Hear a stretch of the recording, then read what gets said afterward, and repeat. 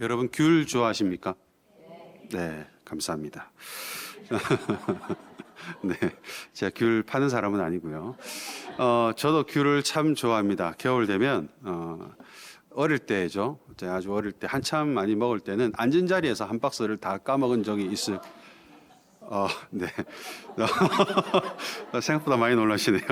네, 그 정도로 귤을 네, 많이 좋아했고 그러다 보니까 제가 어릴 때 기억은 항상 어머니께서 귤을 사주시면 박스채로 이렇게 늘 이렇게 사주셨던 기억이 있습니다. 네. 그런데 그 귤을 박스로 구입하다 보면 가끔 아마 한 번쯤 다 그런 경험도 있으실 건데 열면 어떻게 색깔이 다른 친구들이 한두 명씩 꼭 있죠. 네. 그럼 여러분 어떻게 하셨습니까? 가서 따졌죠. 진상우려. 어떻게? 네.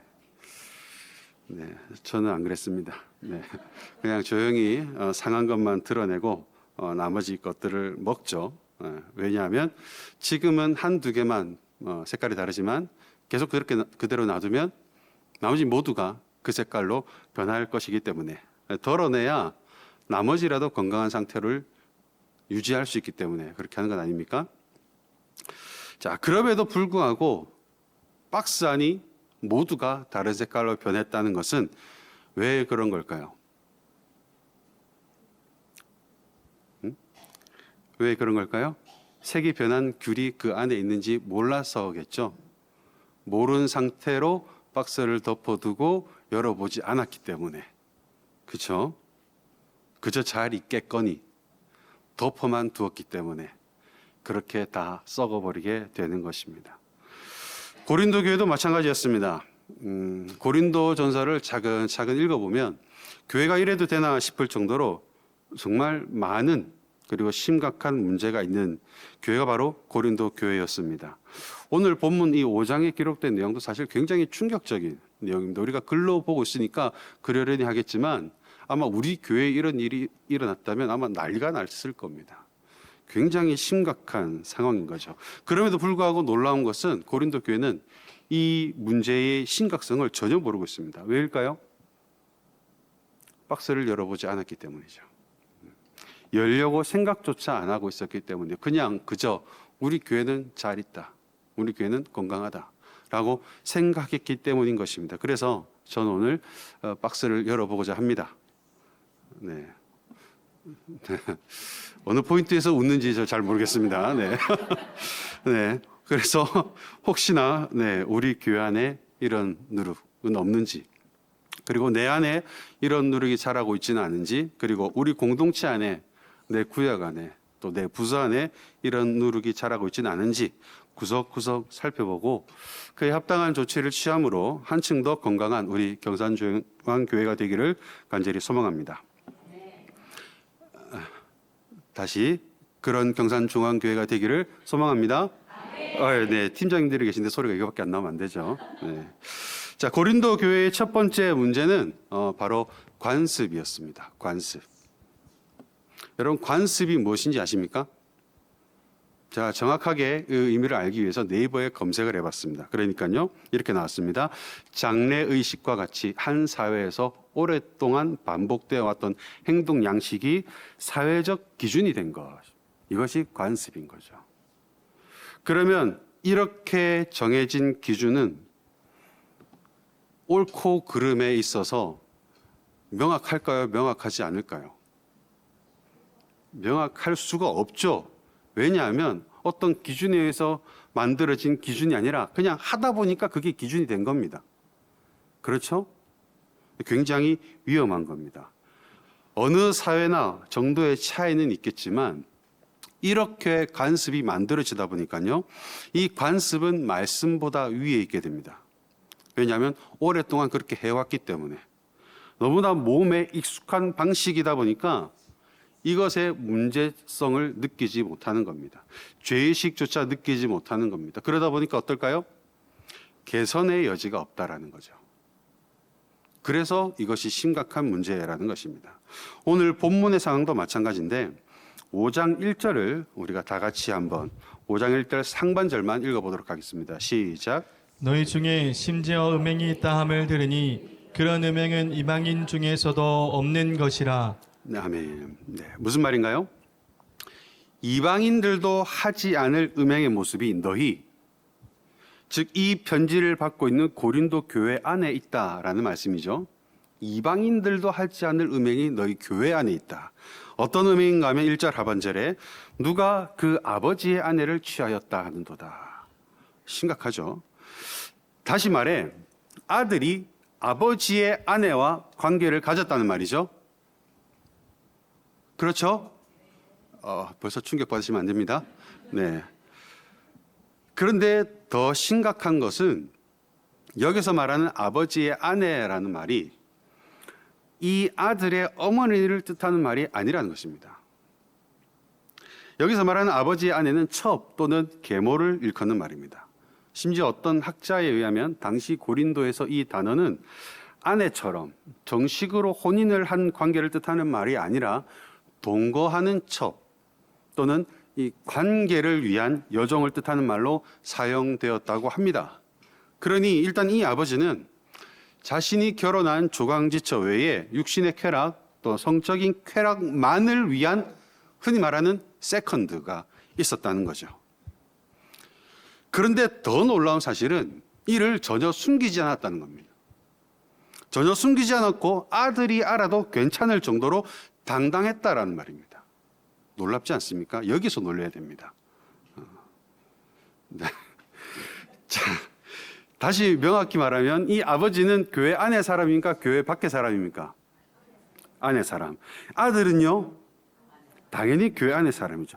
아들과 아버지 모두 교회 안에 있었던 사람으로 볼 수 있는데 또 더 계속 심각하다 해서 죄송한데 이 더 심각한 것은 무엇인가 하면 이 성적 방종을 나타내는 취하다라는 동사의 시제입니다.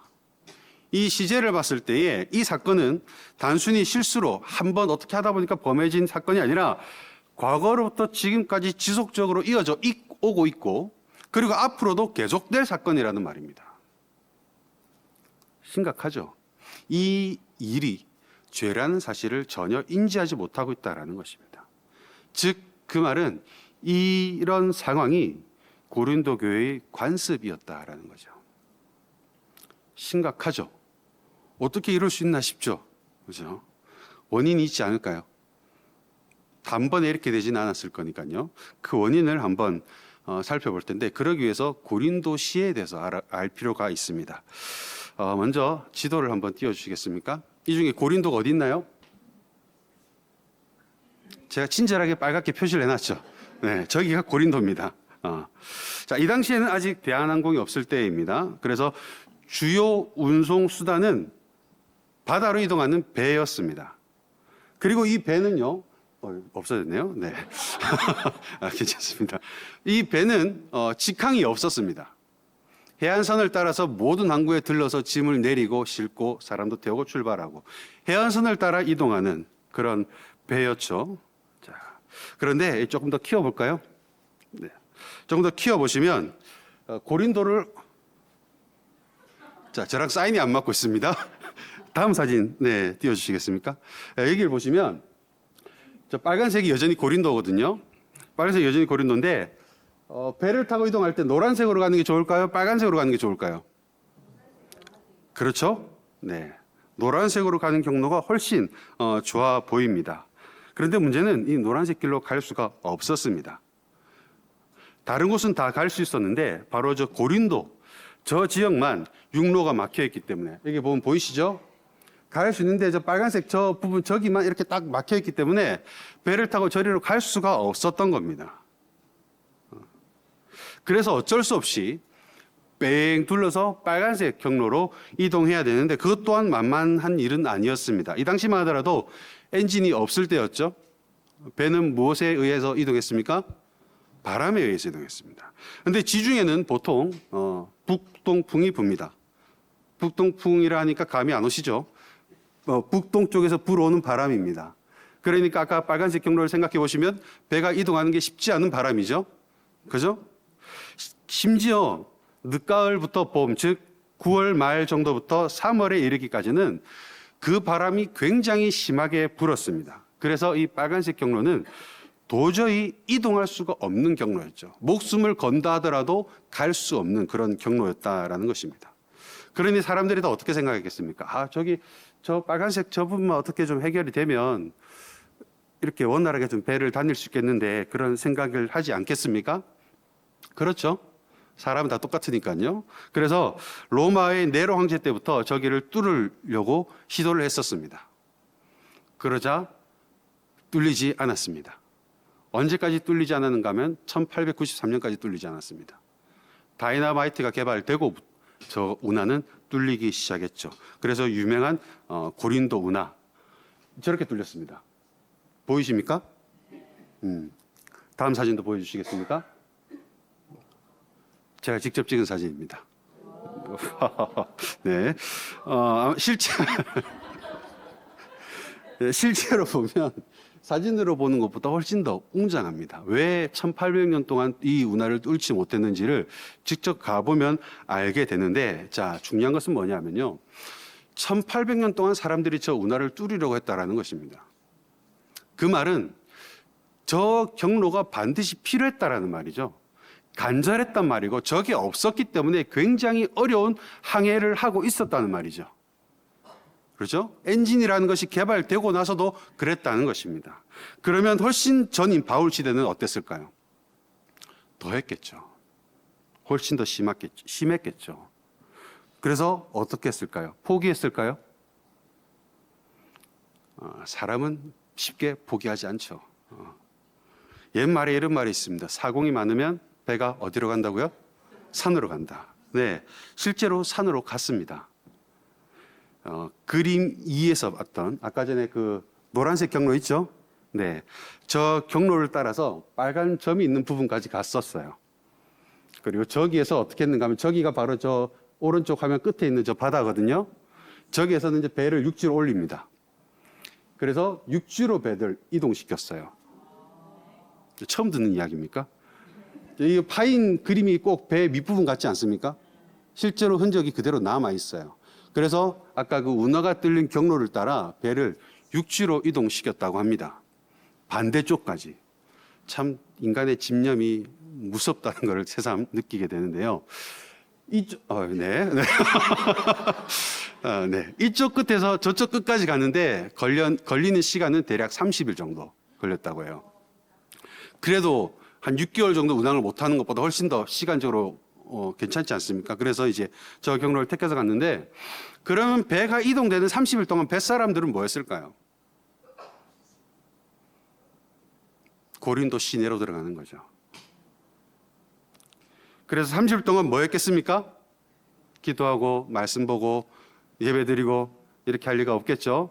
마시고 먹고 즐기고, 마시고 먹고 즐기고, 씹고 뜯고. 지난주 설교가 기억나네요. 네, 그렇게 향락을 즐기면서 고린도에 있었던 겁니다. 그러니까 고린도는 향락과 유흥이 발달할 수밖에 없는 그런 도시였죠. 거기에다 또 유명한 것이 있습니다. 고린도 하면 뭐가 유명하죠? 신전. 고린도에만 12개가 넘는 신전이 있었습니다.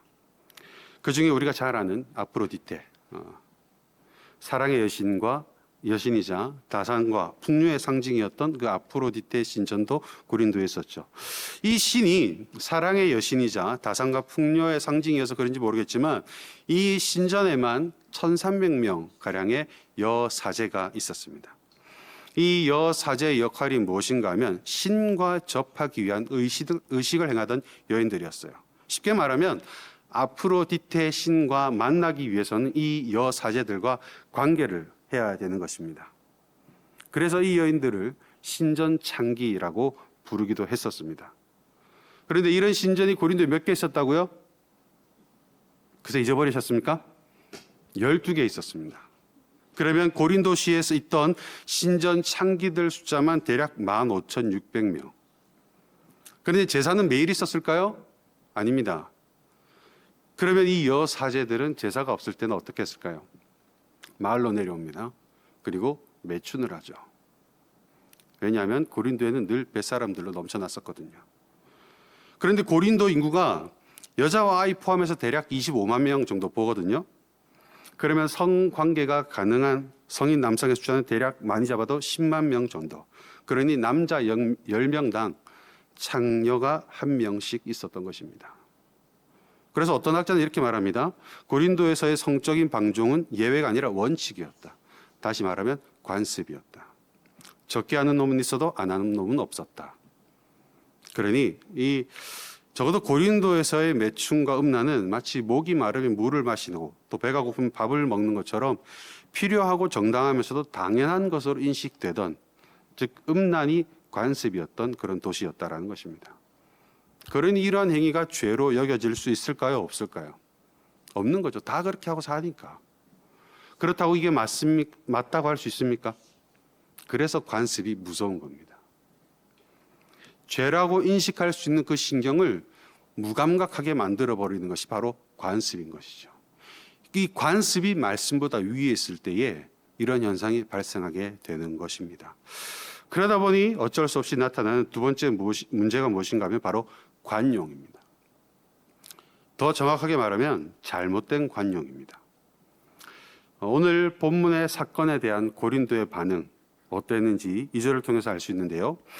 고린도전서 5장 2절을 우리 다 같이 함께 봉독하도록 하겠습니다. 시작. 그리하고도 너희가 오히려 고면하여져서 어찌하여 통하니 여기지 아니하고 그 일 행한 자를 너희 중에서 쫓아내지 아니하였느냐. 아멘. 어떻게 했다는 말이죠? 쫓아내지 않았다.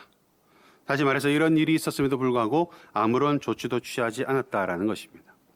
세상과 교회의 경계가 사라지고 세상과 교회의 구분이 모호한 그런 상황임에도 불구하고 두고만 보고 있었다는 것입니다. 왜요? 다들 어느 정도는 하니까. 그 정도는 그렇게 뭐 큰 잘못은 아니니까.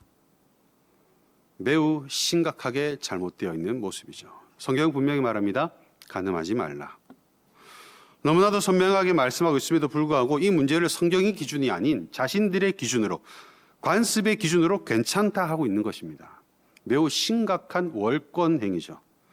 관용은 사람에게 베풀어야 하는 것이지 죄에게 베풀어야 하는 것은 아닙니다. 그래서 2절에 뭐라고 말씀하고 있는가 하면 너희가 오히려 교만하여져서, 즉 너희가 베푼 관용은 관용이 아니라 교만이라는 것입니다. 교회라는 조직이 어떤 조직입니까? 고린도전서 3장 16절과 17절을 우리 같이 읽겠습니다. 시작. 너희는 너희가 하나님의 성전인 것과 하나님의 성령이 너희 안에 계시는 것을 알지 못하느냐. 누구든지 하나님의 성전을 더럽히면 하나님이 그 사람을 멸하시리라. 하나님의 성전은 거룩하니 너희도 그러하니라. 아멘. 네. 다시 말해 교회는 거룩하신 하나님께서 성령으로 부르신 부르심에 의하여 모인 자들이기 때문에 하나님이 거룩하듯 교회도 거룩해야만 합니다. 이것은 선택이 아닙니다.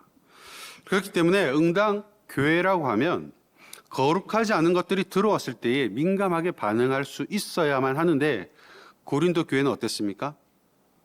반응하지 못했죠. 아무런 반응을 하지 않았죠.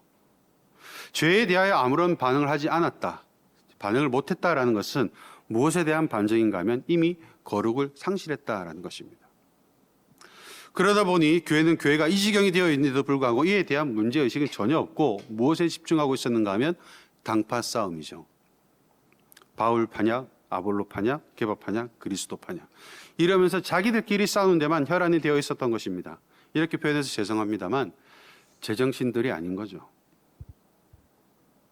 그러다 보니 5장의 이 심각한 상황을 두고, 아니 고린도 교회 전체의 이런 심각한 상황을 두고 이렇게 말씀하고 있는 것입니다. 본문 6절에 적은 누룩이 온 덩어리에 퍼지는 것을 알지 못하느냐. 7절에 너희는 누룩 없는 자인데 새 덩어리가 되기 위하여 묵은 누룩을 내버리라. 8절 누룩이 없이 오직 순전함과 진실함의 떡으로 하자. 이것이 바울의 권면인 것입니다. 그렇다면 이 묵은 누룩을 내버리기 위하여 교회는 어떻게 해야 될까요? 거룩성을 회복해야겠죠. 그러기 위하여 첫 번째는 2절에 나오는 말씀처럼 통한히 여길 것입니다. 먼저 통한히 여긴다는 말은 슬퍼한다라는 뜻입니다. 특별히 죽은 자를 위하여 애곡할 때 쓰는 말입니다. 근데 여기서 바울의 논지를 잘 파악해야 오해가 없는데요. 음행을 한 사람은 누굽니까? 이름 모를 한 아버지의 아들, 즉 청년입니다. 그러면 실제로 통한이 여겨야 할 사람은 누구인가 하면 바로 그 청년이겠죠. 맞습니까? 그런데 바울은 이 일을 통한이 여기지 아니하였다고 책망하고 있는 대상이 누구인가 하면 바로 고린도 교회입니다. 그렇다면 교회에게 이 일과 관련해 통한이 여기지 않았다고 책망하고 있는 바울의 논지가 무엇인가 하면 방금 말했듯이 교회는 거룩해야 합니다. 그런데 교회 안에 있는 청년 하나가 음행, 즉 이방인들도 하지 않을 음행을 했습니다. 그렇다는 것은 거룩해야 할 교회 공동체 안에 누룩이 이미 들어와 있는 상황이라는 거죠. 그렇죠? 그런데 바울의 여러 서신들에서 나타나는 그의 교회에 대한 생각은 어떤가 하면 함께 세워져 가야 하는 공동체입니다. 즉 서로가 한 몸이 되어서 함께 서로 세워져 가야 하는 공동체가 바로 교회라는 공동체인데 고린도 교회는 그러지 않고 있다라는 거죠. 손이 부러져서 병원에 입원해 있으면 그 사람을 우리는 뭐라고 부릅니까? 환자. 그죠? 다리가 부러져서 병원에 입원해 있으면 그 사람은 또 우리가 뭐라고 부릅니까? 환자. 그죠? 다른 데는 멀쩡한데요. 그래도 다 환자라 부릅니다. 다시 말해 몸의 한쪽이 상했다는 것은 결국 몸 전체가 온전하지 못하다라는 상태인 거죠. 99%든 95%든 20%든 10%든 100%가 아닌 상태는 똑같다라는 것입니다. 이해가 되십니까? 안 되시나요? 네. 청년 하나의 음행의 문제가 아니라는 겁니다. 그 하나로 인하여 교회의 거룩성에 흠이 생겼기 때문에 이것은 교회의 문제고 그렇기 때문에 교회 전체가 이 문제를 놓고 통한이 여겨야 된다라는 것이죠. 심지어 몸의 한쪽이 상한 것은 그만의 잘못일까요? 그렇지 않은 경우가 훨씬 더 많습니다. 제가 몇 년 전입니다. 제가 몇 년 전에 교회 사역을 마치고 집으로 돌아가던 길이었습니다. 얼마나 피곤했던지 길에 걸어가면서 잠이 들었던 것 같아요. 너무 재밌어 하시네요. 근데 그 길에 굉장히 위험한 길인 게 뭐냐면 중간에 계단이 있습니다. 밑으로 내려가는 계단. 제가 잠이 드는 바람에 그 계단을 모르고 이렇게 디딘 거죠. 그래서 정신 차려 보니까 이제 저 밑에 이제 누워 있더라고요. 이렇게. 네. 지금은 웃으면서 이야기할 수 있습니다. 근데 이 사고로 인해서 제 오른 손등의 뼈가 부러졌었습니다. 네. 심각한 얘기를 재밌게 하는 재주가 있습니다. 하여튼 이렇게 부러져가지고 기부스를 했어요. 그리고 이 깁스를 하는 바람에 왼손이 굉장히 고생을 한 적이 있습니다. 평소 하지 않았던 일까지 왼손이 다 해야만 했었죠. 그러면 질문입니다. 이 일이 깁스를 한 오른손등이 잘못한 걸까요? 아니죠. 아니죠. 다리가 잘못한 거죠. 다리가 잘못했습니다. 네. 다리가 잘못한 걸로 해주세요. 네. 아무튼 오른손등의 잘못은 아니었습니다. 그로 인해서 오른손등이 깁스를 하게 되었고요. 또 그로 인해서 왼손이 피해를 보게 되었죠. 그죠? 이해가 되십니까? 무슨 말을 하고 있는지? 마찬가지로 이 청년이 이렇게까지 된 것에는 교회의 책임이 있다는 것이 바울의 논지인 것입니다. 올바른 것을 제대로 가르쳐야 했음에도 불구하고 그렇게 하지 못한 것에 대한 책임. 그래서 이 청년이 잘못되어 가는 것을 진작에 잡아주지 못하고 방임한 것에 대한 책임. 그래서 결국 거룩해야 할 교회에 누룩이 들어온 상태를 방치하고 있었던 것에 대한 책임. 그렇기 때문에 이 일을 통한이 여겨야 될 것은 바로 교회라는 것입니다. 억지스럽습니까? 아니죠. 우리 교회 역시나 다음 세대를 세워가야 합니다. 그런 교육부서 아이들이 있는데요. 그 아이들을 세워가야 할 책임이 담당 교육자에게만 있을까요? 아니죠. 우리 모두의 책임이라는 것입니다. 부서실에 넣어놓고 끝나는 것이 아니라는 거예요. 그 아이들을 키워야 할 책임은 우리 모두에게 공동으로 n분의 1로 지워진다는 것입니다. 훗날 그 아이가 잘못되었을 때 그에 대한 책임은 하나님은 우리에게도 동일하게 물으실 거라는 거예요. 그래서 우리 모두 그 영혼에 대한 책임을 져야 되는 겁니다. 무엇으로요? 올바른 삶을 그들에게 보여줌으로써, 그리고 그 다음에 권면이죠. 순서가 매우 중요합니다. 물론 개인적인 잘못에 대하여는 본인이 알아서 하나님과 정산을 해야 됩니다. 그거는 본인이 알아서 할 일이고, 그와 동시에 우리는 교회로서 책임을 져야 한다라는 것이죠. 결단코 그 잘못으로부터 우리가 자유로울 수는 없다라는 것입니다. 그러므로 이 문제를 잘 발견해야 합니다. 교회이기 때문에 이런 문제가 발생했을 때 우리는 잘 찾아야 됩니다. 그리고 스스로 돌아보며 그들에게 지어진 책임을 올바르게 감당하지 못한 것에 대하여 우리는 통한이 여겨야 하는 것이죠. 그리고 그런 통한이 여김을 통하여 그들에게 마땅히 있어야만 했던 거룩을 상실한 일에 대한 철저한 회개, 그리고 돌이킴이 있어야만 한다라는 것입니다. 그리고 두 번째로 행해야 될 것은 바로 올바른 권징의 시행입니다. 5절에 보면 이런 자를 사단에게 내어주었으니라고 기록하고 있는데요.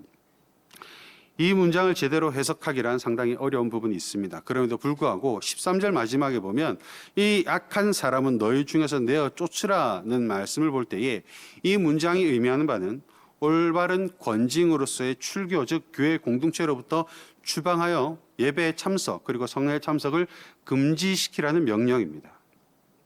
그럼 이렇게 반문할 수 있습니다. 아니, 사랑의 하나님이신데 어떻게 이렇게 잘못했다고 해서 바로 추방할 수 있는가? 그럴 수 있죠. 네. 물론 바울 역시나 즉시 추방 쫓아내라는 말씀은 아닙니다. 갈라디아서 6장 1절에 보면 형제들아, 사람이 만일 무슨 범죄한 일이 드러나거든 신령한 너희는 온유한 심령으로 그러한 자를 바로잡고 내 자신을 돌아보아 너도 시험을 받을까 두려워하라, 이렇게 말씀하고 있습니다. 여기서 먼저 전제되는 것은 신령한 너희는입니다. 신령한 너희는, 즉 먼저 교회가 거룩성을 회복한 이후에 권면을 하되 어떤 심령으로 해야 되는가 하면 온유한 심령으로. 왜 온유한 심령으로 해야 될까요? 승질내면 안 되니까? 가 아니라 우리 역시나 원래는 사망에 있다가 생명으로 온 자들입니다. 다시 말하면 거룩하지 못했다가 거룩해진 자들이라는 것이죠. 그러므로 잘못을 하는 그 역시나 아직 그 때가 이르지 않아서 그러고 있는 것일 수도 있다라는 것입니다. 그러므로 온유한 심령으로, 역지사지의 심정으로, 죄는 미워하되 죄인은 미워하지 않는 하나님의 심정으로 권면을 해야 하는 것입니다. 이것이 진정한 관용인 것이죠. 그런데 그렇게 몇 차례 권면을 했습니다. 그래도 도저히 회개할 기미가 보이지 않습니다. 그럴 때는 어떻게 해야 될까요? 사랑으로 끝까지 기다리는 것이 아니라 마음은 악하겠지만 눈물을 머금더라도 권징을 시행해야겠죠. 여기엔 두 가지 이유가 있습니다. 먼저는 교회의 거룩성을 위협받지 않기 위해서죠. 원래 죄라는 것은 강한 전염성이 있습니다. 우리 인간은 육을 입고 있는 한 죄악에 더욱 끌리는 것이 어쩔 수 없는 본능입니다. 그러므로 이런 자를 계속 교회 안에 방치해 둔다면 결국 누르처럼 그 죄악은 서서히 퍼져나갈 수밖에 없겠죠. 그리고 또 그보다 더 중요한 두 번째 이유가 무엇인가 하면 5절 뒷부분에 보면 육신은 멸하고 영은 주 예수의 날에 구원 얻게 하기 위하여라고 기록하고 있습니다. 무슨 말인가 하면 그가 만일 구원 얻을 자가 아니다, 즉 하나님으로부터 택함 받은 자가 아니라면 그런 자를 출교시킨다면 어떤 일이 발생할까요? 물 만난 물고기가 되겠죠. 왜? 원래 세상에 속한 자를 세상으로 돌려보낸 것이기 때문에 잘 살아갈 겁니다. 그렇게. 반대로 택함을 받은 자, 부르심을 받은 자라고 한다면 어떤 일이 벌어질까요? 언젠가는 세상에 있는 자신의 상태가 불편해지겠죠. 마음속에 계속 그 껄끄러움이 남아있을 수밖에 없습니다. 이거는 어쩔 수 없습니다. 그리고 언젠가는 그로 인한 갈망과 갈급함이 생길 수밖에 없게 되겠죠. 마치 목마른 사슴과 같이. 그러면 어떻게 될까요? 자연스레 하나님의 섭리에 의해서 다시 교회로 들어올 수밖에 없는 것입니다. 즉 가만히 놔두면, 아픈 사람인데 가만히 놔두면 현재의 고린도 교회 모습처럼 잘하고 있는 것으로 착각할 수 있는 것입니다. 아닌데 맞는 것처럼 오해하며 착각하며 살아간다는 것입니다. 이미 다 썩어 있는데. 그런 사실을 깨닫지 못한다라는 거예요. 깨달아야 회개라도 할 거 아닙니까? 알아야 돌이키기라도 할 거 아닙니까? 아픈 줄 알아야 병원을 가지 않습니까? 그 말씀을 하고 있는 겁니다. 아픈 자에게는 아프다고 이야기를 해주라는 것이죠. 그것이 바로 권징이라는 것입니다. 그렇게 했을 때에 교회는 건강해질 수 있다라고 말씀하고 있는 겁니다. 말씀을 맺겠습니다. 기독교는 염세적인 종교가 아닙니다. 그러므로 교회는 세상과 관계를 할 수밖에 없습니다. 중요한 것은 무엇인가 하면 누가 누구에게 영향을 미치느냐, 또 누가 누구로부터 영향을 받느냐라는 것인데, 교회가 세상에 영향을 받을 때 고린도 교회처럼 교회는 타락하게 될 것입니다.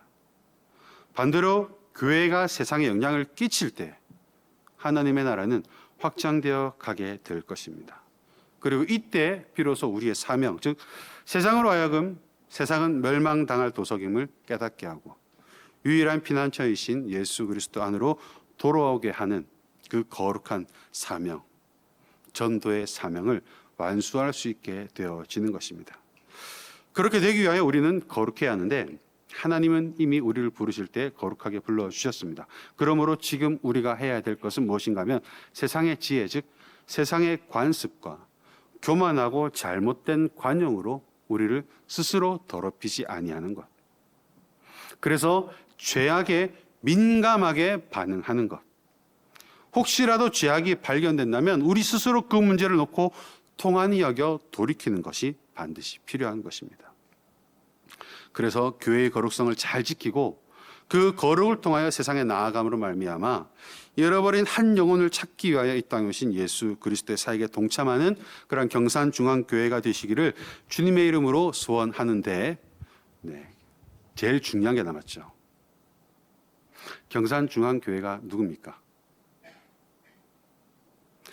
그런 경산중앙교회가 되기를 원합니다. 이렇게 끝나면 교회가 알아서 하겠지 라고 생각하시겠죠.